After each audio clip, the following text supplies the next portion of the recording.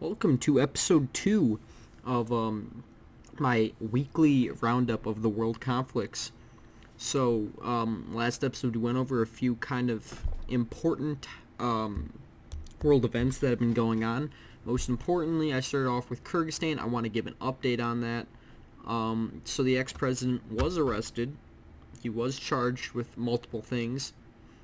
And now the current government has accused him of planning a coup. So that'll only raise tensions basically in the region. And the coup being possible was something I brought up last week.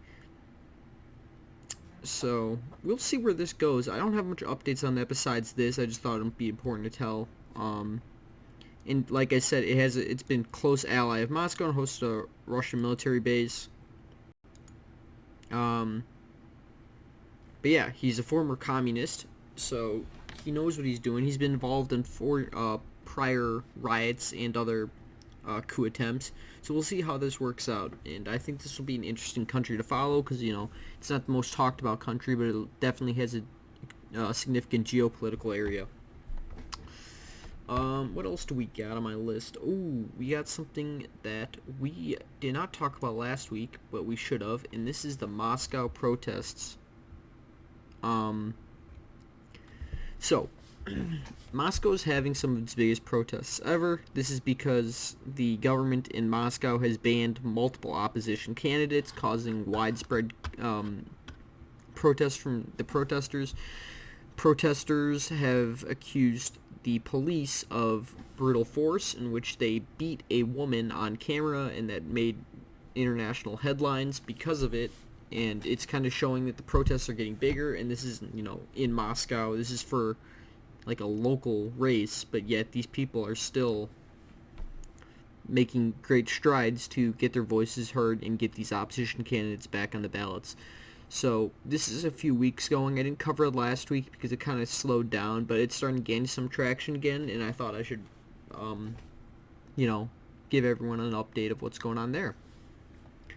So, yep, that is Russia and Moscow. Russia also had a meltdown. I don't know if it was a meltdown, but a missile failure that contained nuclear material. And I think this is important because, we don't want a Chernobyl 2.0. They had to evac a village, but then they told them to come back. Apparently, it was a missile that contained nuclear materials, and when it blew up, it killed like 4 workers, I believe. And I think that'll definitely make the U.S. suspicious. Trump's tweeted about it. The State Department, the Department of Defense, have said that they're investigating it because it's a new missile they have not seen before, but obviously it failed, so it's Russia for you. I did want to give an update on Yemen. I have this website. I highly recommend it if you like following world conflicts. It's liveuamap.com. You can select the region you'd like to follow, and it tells you all the latest updates. But besides that, last week we were focused on Yemen, and not this part, but the important city of Aden, however you say it. And the big news was that the protesters actually surrounded and seized the presidential palace. Now, it's just a palace, right? But it's more of a political thing, right? If these separatists, I guess you could call them, hold like kind of the political head of the city, it shows weakness for the government. It may allow other people to rise up, and it also may be significant to show that they have the ability to make strides in this area. These separatists are actually trained and supported by the UAE. It's unclear if they still support them, but it kind of pins 2 former allies, Saudi Arabia and the UAE, against each other because Saudi Arabia, supports this government, and the UAE kind of quasi-supported them to train. But, yeah. So basically, you can see right here, the security belt forces, that's what they're called, complete control of the presidential palace.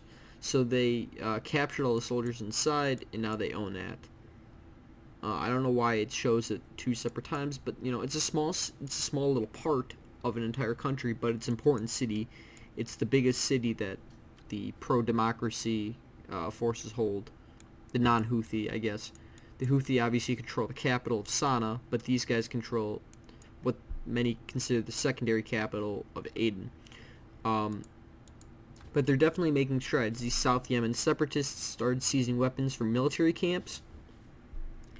So we'll see if this develops, and if they lose the port city of Aden, that's a great blow, because they were never able to take the city of El Houdina from the Houthis, sorry if I mispronounced them. Okay, I'm going to save the best for last, because there's a lot I want to go over about Hong Kong, so we're going to move into our second to last topic, and that's Kashmir. Oh my god, I don't want to disable ad blocker, but I guess I have to.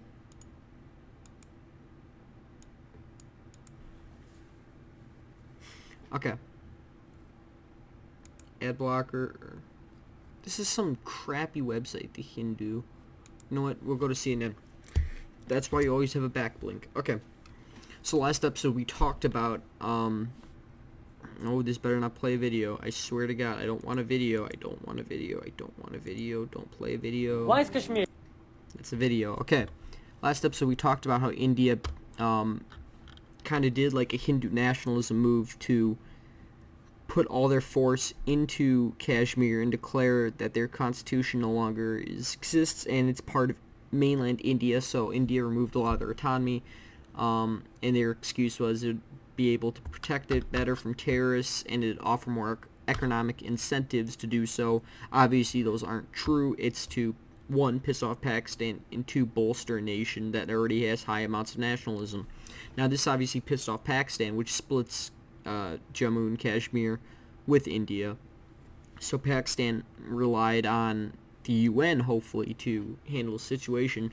But unfortunate to them, one of their main allies that they've looked to before, Russia, has actually sided with India, citing, like we talked about last week, this is it within India's constitution. China is unclear if they're going to take a stand, but more than likely they will side with Pakistan because they have huge economic deals with Pakistan to get a port that they, I believe, rented out and control, where they're building a road from China all the way to like a southern port.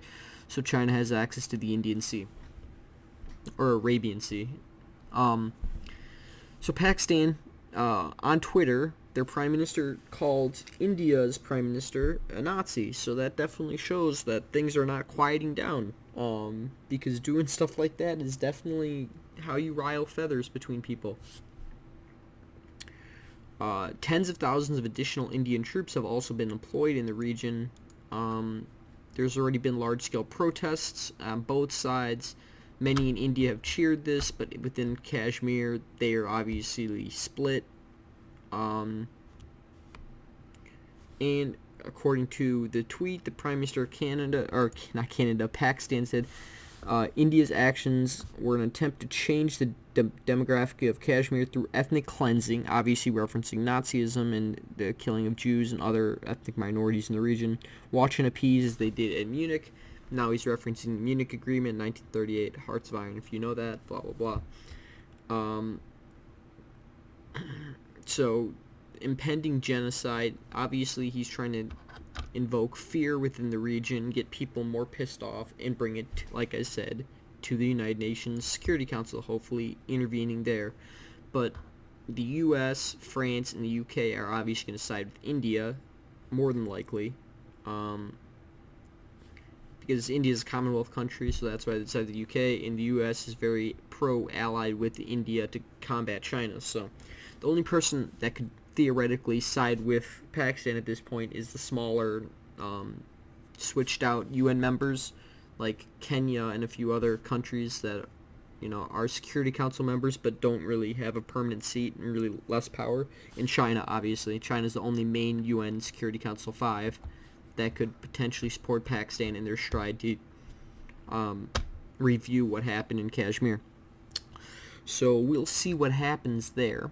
And then lastly, like I said, I want to go over what happened today, or I guess technically yesterday as of 52 minutes ago. And that was what happened in Hong Kong. And what we saw was riot police have clashed with pro-democracy protesters at Hong Kong's main international airport, where a lot of the trade and of tourists come from.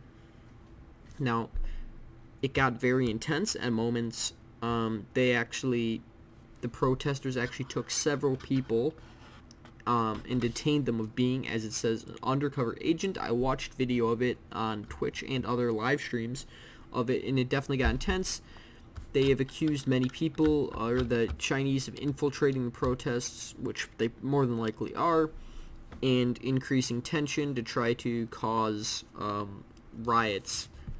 And basically, there was a scuffle that broke out. I think it was a little on here, right around this area.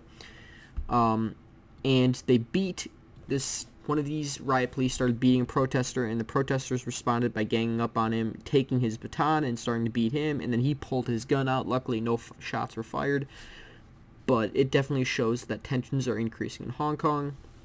U.S. obviously released a lackluster response to this, saying hope things work out. Obviously, things probably will not work out until Lam, she's the leader of Hong Kong's government, steps down, and that'll probably appease some protesters. But I think what really this is a movement for democracy in Hong Kong. We see them cheering the American anthem, American flags, British flags, showing that they really want democracy in Hong Kong and they want change. Obviously, the mainland China is not taking this lightly and has actually sent military troops to the border in what they call a quote-unquote military exercise, but obviously it's to show that they're not playing around and that they will intervene. They will probably not intervene, and we will see later on, and I guess today, but technically tomorrow, if these protesters continue to control the airport, because what it's actually doing is disrupting the flow of people, and that will eventually hurt China's economy. It'll hurt tourists' opinion of, more than likely, the tourists are more favorable of the protesters than the government, and if it continues to break out, we could see a full-scale battle within, the main international airport. The protesters still control some parts of the airport, but they've mostly fell back, and we will see if a court injunction telling the protesters to leave will actually end up with the protesters leaving.